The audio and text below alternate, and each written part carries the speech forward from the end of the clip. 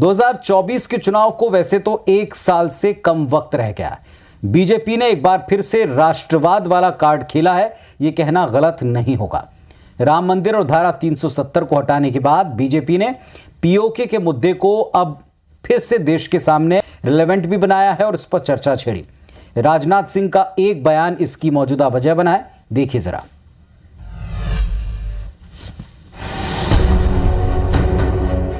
पाक अधिकृत कश्मीर यानी पीओके पर रक्षा मंत्री राजनाथ सिंह ने एक बार फिर बड़ा बयान दिया। उन्होंने कहा कि पाकिस्तान अधिकृत कश्मीर पीओके हमेशा से भारत का हिस्सा रहा है। वहां की जनता भी भारत में शामिल होना चाहती है। राजनाथ ने कहा कि पीओके को भारत में शामिल करने की मांग वहीं से उठ रही है। पाक ऑक्युपाइड कश्मीर के लोगों पर जो जुल्म ढाया जा रहा है, वहीं से यह डिमांड उठेगी कि हमको भारत में अपने को मर्ज करना है। और आपने देखा होगा टेलीविजन के पर्दे पर कई बार वहां के लोग स्लोगन नारे लगा रहे हैं कि हमको भारत में मर्ज करो। राजनाथ ने कहा कि भारत की संसद में पीओके को लेकर एक सर्वसम्मत प्रस्ताव पारित है। देश और दुनिया को साफ है कि भारत इस बारे में क्या चाहता है। इस मंशा को लेकर संसद में एक नहीं 3 प्रस्ताव पारित किए जा चुके हैं। तो पीओके का मुद्दा भारतीय जनता पार्टी के लिए बेहद खास रहा है। क्या इसके जरिए वाकई 2024 चुनाव को साधा जा सकता है?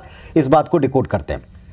पहली बात कि मोदी और शाह की जोड़ी का ये जो दूसरा टर्म है केंद्र सरकार का, यानी 2019 से लेकर अब तक का, इसमें भारतीय जनता पार्टी ने अपने सारे हार्डकोर इश्यूज, जिनका वायदा वो करती रही, हार्डकोर मुद्दे बताती रही, उनको पूरा करने वाला ये टर्म रहा है। राम मंदिर को देख ले, 3 तलाक, धारा 370, ये सारी बातें उनके कोर एजेंडे में शामिल रही। लेकिन अब जब 2024 के चुनाव में एक साल से कम वक्त बचा है, बीजेपी को ये उम्मीद है कि जनवरी में राम मंदिर के शुभारंभ के बाद यूसीसी यानी समान नागरिक संहिता और पीओके जैसे मुद्दे सियासी ऑक्सीजन दे सकते हैं। और अगर ऐसी सोच है तो इसमें चुनावी तौर पर कुछ भी गलत नहीं, पॉलिटिक्स के तौर पर कुछ भी गलत नहीं, और ये मुमकिन भी दिखता है क्योंकि एक नहीं अनेक बार देश के रक्षा मंत्री राजनाथ सिंह या उनके सामने पीओके का मुद्दा उठाया गया।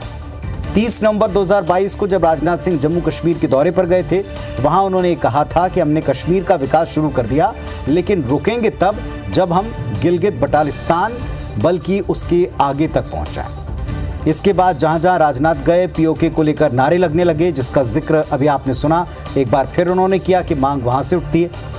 पिछली बार एयर स्ट्राइक ने राष्ट्रवाद पर एक ऐसा वातावरण बनाया कि दोगुनी धार और रफ्तार के साथ बीजेपी लौटी।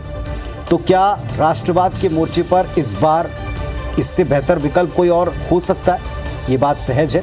रही बात दावे की और उसको हकीकत में बदलने की चुनौती की, तो पाकिस्तान के कब्जे वाले कश्मीर में कोई भी सैन्य कार्रवाई, इसका सीधा सा अर्थ है पाकिस्तान के साथ युद्ध छेड़ने जैसे हालात। लेकिन भारत के बढ़ते सामर्थ्य और दुनिया में भारत के प्रति जो बदलता हुआ रुख है, उन सब के बीच में पाकिस्तान की मौजूदा स्थिति पर विचार करें तो ये सोच ही जो राष्ट्रवादी सोच वाले जो व्यक्ति हैं उनको रोमांचित करती है कि क्या पीओके भारत का हिस्सा बनेगा और क्या इसके लिए कोई आने वाले वक्त में एक्शन हो सकता है। अगर ये सोच फायदा दे सकती है तो फिर इसको उठाने में भी कोई गलत बात नहीं, क्योंकि राष्ट्र और राष्ट्र के हित से तो जुड़ी हुई।